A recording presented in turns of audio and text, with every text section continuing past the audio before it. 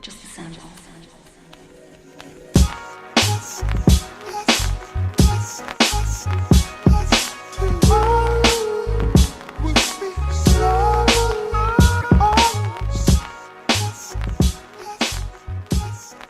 Whether we vote, whether we say we want to be part of this country and this system, they're going to continue to do what they're doing. And we are distracted by all of their political nonsense, and we're not building up the way we're supposed to be building up.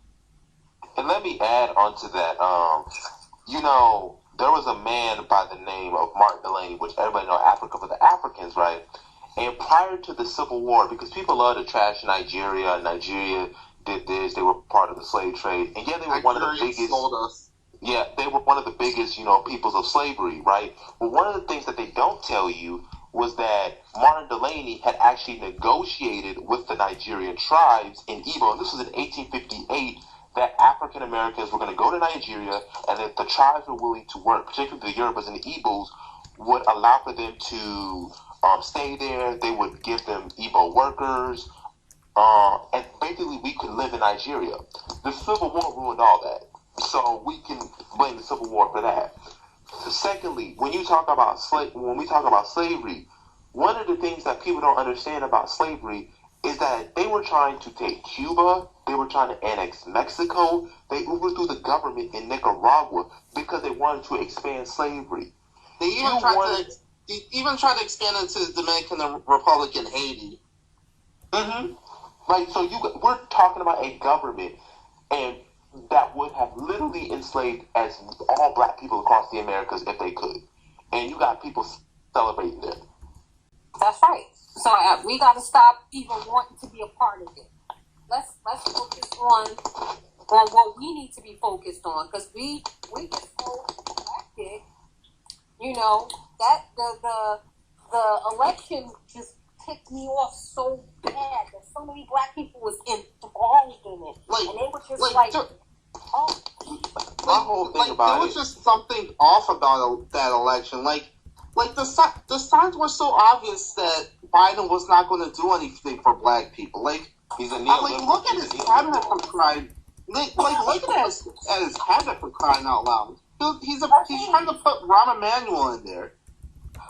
That I don't like about it is that we are the only group of people that if we are getting this abused and mistreated, we want to beg even harder.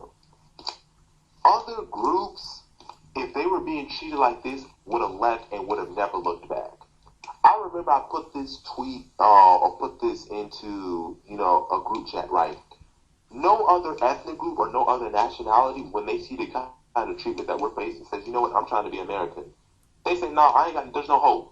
I don't have a future here. It's time for me to go somewhere else. No other group, no other nationality does that. When they're getting abused that bad, they leave. No qualms, no questions asked. The Lebanese are leaving in mass numbers. Indians leave in mass numbers. Venezuelans, although it's part of U.S. sanctions, they leave. Other people leave if they see their futures are too bleak. Black Americans are the only group of people who say, well, we built America, so we have the right to stay here. Venezuelans built Venezuela, and when it goes down, they abandon the ship. Chinese people built China, but when it got bad, they abandoned ship. Yeah. The Greeks built Greeks, but after the Turks came and destroyed it, they left in mass. It doesn't make sense. I don't understand. Oh my God. Can I read you something? Can you hear me? Sure. Yeah. This is what I put up on Facebook. I said, remember when Jewish people decided the best place to establish their nation state of Israel was in Germany? Oh, wait. No. Even better. Remember when the Armenians established Armenia in Turkey? And this is what one of the responses that I got to that. To just let you know what we're dealing with. There is nothing more dangerous than sincere ignorance and conscientious stupidity. And so far, all I can say is that if you do not have the means or the land and capital to truly physically build something, you are just spewing ideational, whatever, delusions and fantasy. Yeah. That's what we're dealing with. Those are the type of black men that we are dealing with. Cowards. Yeah. And they so cowardly. And you know what makes it so bad? Not only are they cowardly, they don't even know that they're cowards. They think that they're warriors, right? Yeah. They don't even know they're cowards. Like they say, you say that, and you don't even have the cognitive dissonance to realize what you just said to me. Like one guy said, he went through this laundry list of shit that you would have to do if you have a nation. And at the end of the rant, I was like, okay, well, why are you talking about shit if you have no intentions of obtaining power? All nations deal with the shit you just listed. But none of them have ever said, you know what, this shit is too hard. Let's not have a nation. Not one of them have ever said that. So you don't want to have a nation because it's too hard for you to have a nation. So it's easier for you to be a bitch. Mm. But you coming at me like I'm the one that's the crazy person. You know what's worse though? Other groups of people in their countries, when their infrastructure is having a rough time and having rough economics, they leave and go to somewhere, a completely place where they don't know, and they make a life and they live it just fine. We the only group of people that like, where we gonna go? You know, what we gonna do? What the government gonna be like? Why you running? This is the thing.